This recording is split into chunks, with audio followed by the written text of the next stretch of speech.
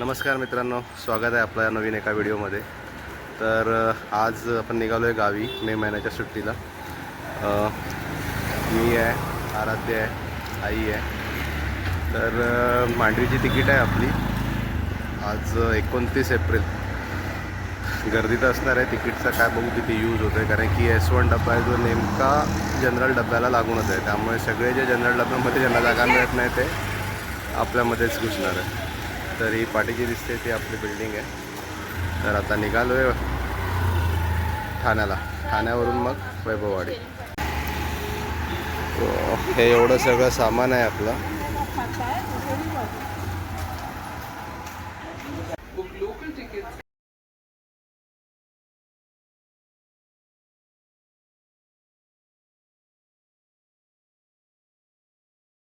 आता ठाणा स्टेशनला आलो आहे। ट्रेन की अजून CSTवरून सुटली नाही, सो आज लेट आहे वाटतं, कारण की CSTला सकाळी ती 6:30ला आली आणि 6:30ला आली म्हणजे तिथे 1 तास तरी ती घेतेच। त्यामुळे 7:45पर्यंत निघेल मला वाटतं तिकडून ट्रेन। CSTवरून इथे 8:30पर्यंत येईल। अजून काय अनाऊन्समेंट तर नाही आहे, बघू आता। ठाणा स्टेशनला आहे तशी गर्दी बऱ्यापैकी, सुट्टीचे दिवस म्हटलं रोजच गर्दी असते। आता पाठच्या साईडला जाऊन बघू ठाणा स्टेशनवरून जो डब्बा सुटतो त्याला किती लोक आहेत ते। जनरल डब्याला जो ठाण्यावरून ओपन होतो डब्बा त्यासाठी लाईन आहे, बघू शकता खूप गर्दी आहे। आणि नेमका आपला डब्बा जो आहे तो या डब्याच्या बाजूलाच आहे, S1च आहे। सो जे पब्लिकला रिझर्वेशनला जनरल डब्यामध्ये चढायला मिळणार नाही ते सगळे S1मध्ये घुसणार। बघू आता काय होतं आहे। तिकडूनच येताना भरून आला म्हणजे झालं। बऱ्यापैकी गर्दी आहे, अशी रोजच गर्दी असते। आता तर काय मे महिन्याचा सीझन आहे म्हटल्यावर अजूनच गर्दी आहे। जनरल डब्याला सुद्धा लोक बघा किती सामान वगैरे घेऊन सगळा प्रवास करतात। काय करणार, तिकीटच मिळत नाही ते तरी। कोल्हापूर हॉस्पेट एक्सप्रेस आले, एवढी लाईन आहे तरी ठीक आहे।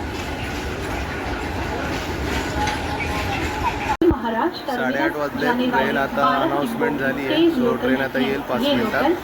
बघू शकता किती गर्दी आहे। लोकल ट्रेनसाठी गर्दी असते तशी गर्दी आहे अगदी। तरी S1 म्हणजे जनरलच्या बाजूलाच आहे। हे जेवढे पाठीची लाईन दिसते जनरलची त्यांना जागा मिळाली नाही ते सगळे आमच्या डब्यात घुसणार आहेत। मग खेड रत्नागिरीपर्यंत काय खरं नाही। त्याला ट्रेन येईल आता, ट्रेनमध्ये चढलं की तुम्हाला पुढचा प्रवास दाखवतो। शिवाजी महाराज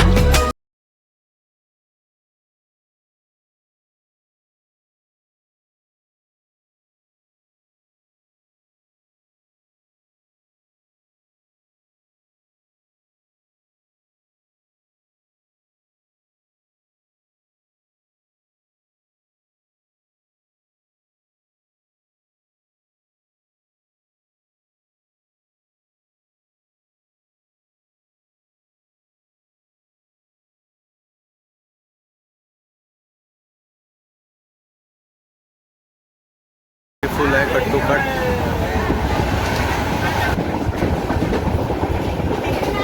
ठाण्यावरून निघाले, आता दिवा क्रॉस झालाय, पनवेल येईल आता।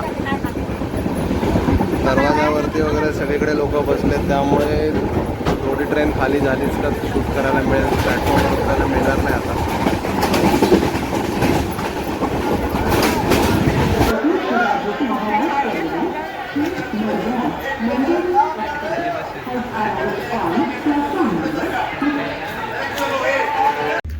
गाडी आता विन्नरेला आली आहे, क्रॉसिंगला थांबली आहे।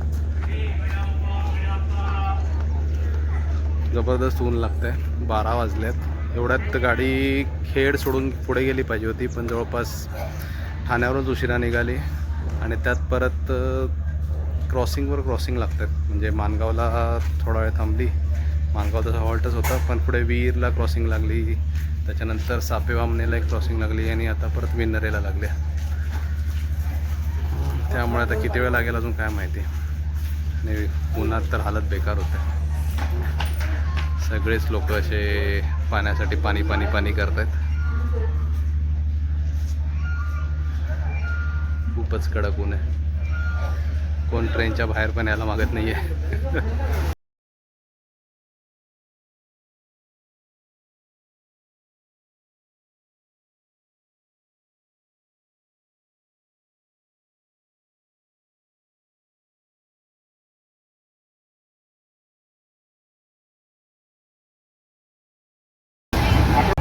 चिपळूण स्टेशन, चिपळूणला सुद्धा खूप जण उतरले. माणगाव खेडला तर बऱ्यापैकी ट्रेन खाली झाली. आता चिपळूणला उरले सुरलेले गेले. खूप लेट झाला आहे, जवळपास 1:15 झाला आहे. एवढ्यात आपण संगमेश्वर क्रॉस केलं पाहिजे होतं. 1-1.5 तास लेट आहे. ऊन जबरदस्त लागतं आहे, बाहेर यावंसंच वाटत नाही. क्रॉसिंग लागले आता चिपळूणला, बघू किती वेळ थांबतात.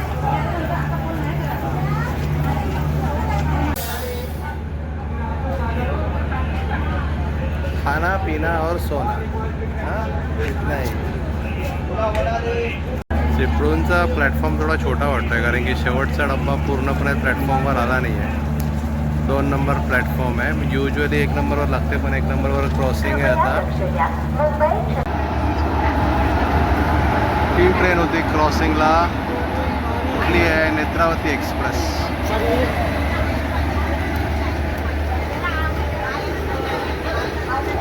आता निघेल आपली ट्रेन.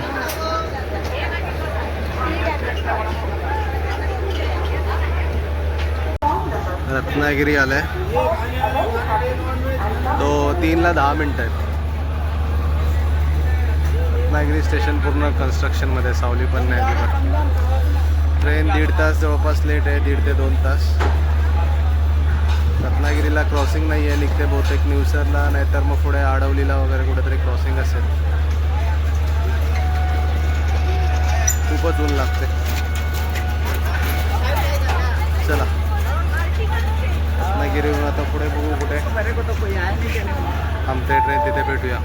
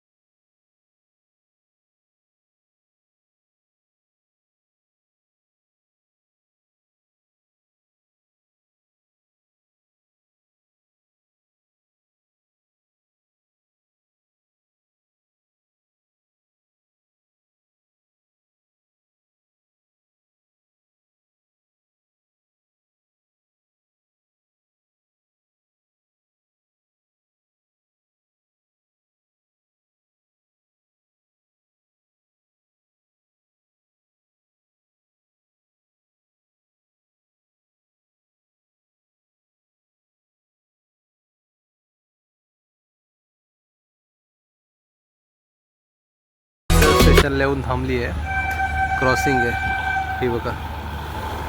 ट्रेन पास होते.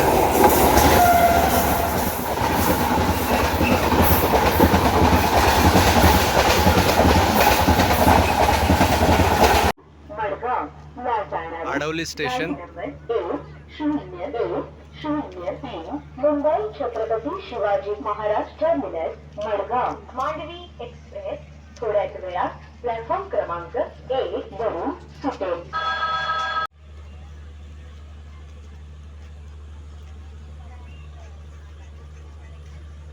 इलावडा स्टेशन.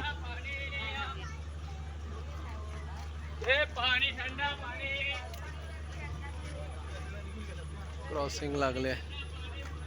बघू आता किती वेळ थांबते.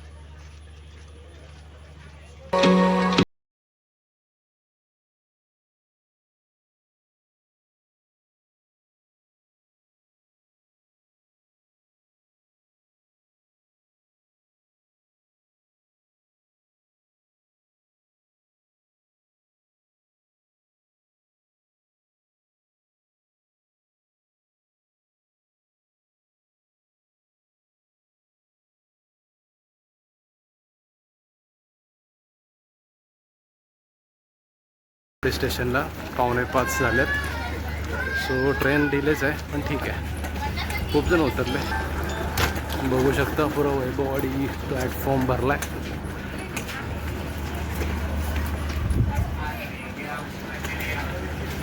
चला आता गाडी पकडायला लागेल तिरवड्यासाठी. बघू काय मिळतंय. वैभववाडीचा पण क्रॉसिंग लागलाय वाटतं अजून.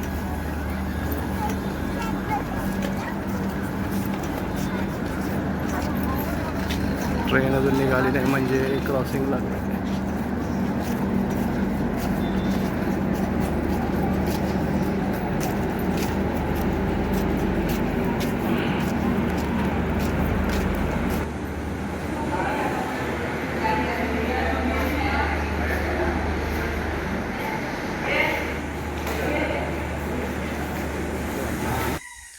गाडी 4:45ला आली होती.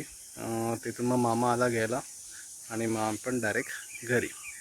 तर हा मुंबई ते वैभववाडी हा ब्लॉग मी इथेच संपवतो आहे. आवडला असेल तर लाईक करा, चॅनलला सबस्क्राईब करा. थँक्यू.